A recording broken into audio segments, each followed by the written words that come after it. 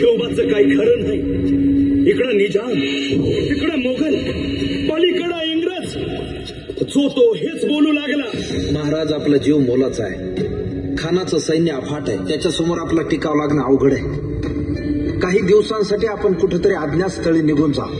काय म्हणालात रायबा? मासाहेब, आम्हाला आमच्या जीवाची पर्वा नाही. राजांचा जीव वाचणं गरजेचं आहे. रायबा, शिवबा केवळ आमचा पुत्र नाही, तर अवघ्या मराठी जनांचा स्वाभिमान आहे. या मातेने आपला पुत्र गमावला तरी 72, परंतु भ्याडपणे पळून जाऊन या मराठी मुलखाचा स्वाभिमान गमावता कामा नये. अशा वाघिणीचा त्यो छावा. मासाहेब, आपला पुत्र आणि मराठी मुलकाचा स्वाभिमान विजयी टिळा लावूनच परत अशा वाघिणीचा त्यो माझी जाऊशी जय, माता जिजाऊच्या नावाने जय जयकार असो. खानाच्या भेटीसाठी महाराजांना एक शानदार शामियाना उभारला होता. आणि अशा या शामियान्यात खान डौलत डुलेत आला, खान डौलत डुलेत आला. सय्यद बंडा त्याच्या संगतीला, सय्यद बंडा त्याच्या संगतीला, शिवबाच्या संगती महाला. राजाला पाहून खान म्हणतो कसा, आओ आओ शिवाजी, आओ हमारे गले लग जाओ. खानानं राजाला आलिंगन दिलं आणि दगा केला. खान अभिमान मान्याला, खान अभिमान मान्याला. कट्यारीचा वार त्यानं केला, कट्यारीचा वार त्यानं केला. खर आवाज झाला, खर आवाज झाला. चिलखत होतय अंगाला, चिलखत होतय अंगाला. खानाचा वार फुका गेला. खान यडबडला. इतक्यात महाराजानं पोटामंदी पिचवट केला. छत्रपती शिवाजी महाराज की.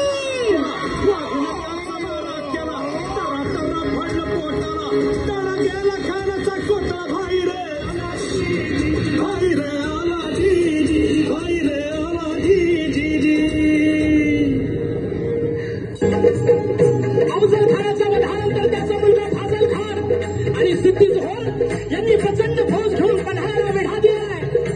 पण शक्तीपेक्षा युक्ती महत्वाची असते.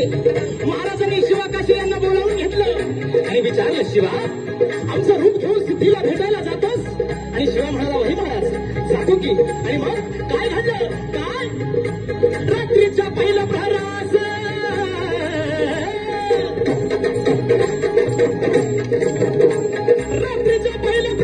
त्याच्या सुमारास गड उतरण्यास शिव पालखीत बाजी संधी. पावसानं ओली झाली धरती, रात अंधारी मावळ चालती. दुसऱ्या पालखीत शिवा काशीत मोठं रूपवात झालं दादा.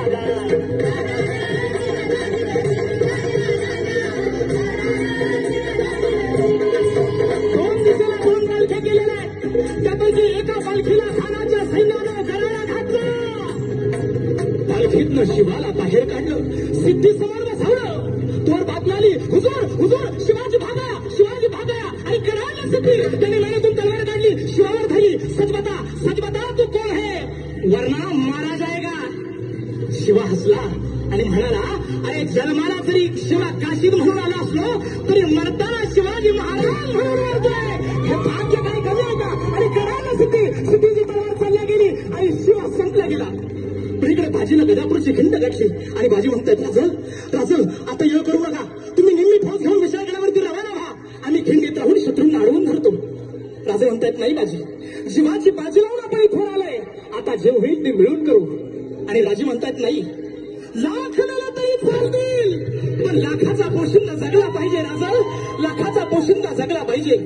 आणि मग त्या खिंडीच्या तोंडाला काय प्रकार झाला, काय